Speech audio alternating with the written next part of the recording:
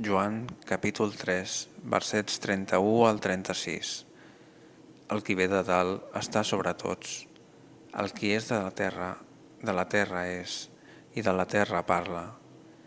El qui ve del cel està per damunt de tots, i allò que ha vist i que ha sentit, això ho testifica. Però el seu testimoniatge ningú no l'accepta. El que accepta el seu testimoniatge ha certificat que Déu és veraç, perquè aquell a qui Déu ha enviat parla les paraules de Déu, ja que no dona l'esperit com amb mesura. El Pare estima el Fill, i tot ho ha deixat en les seves mans.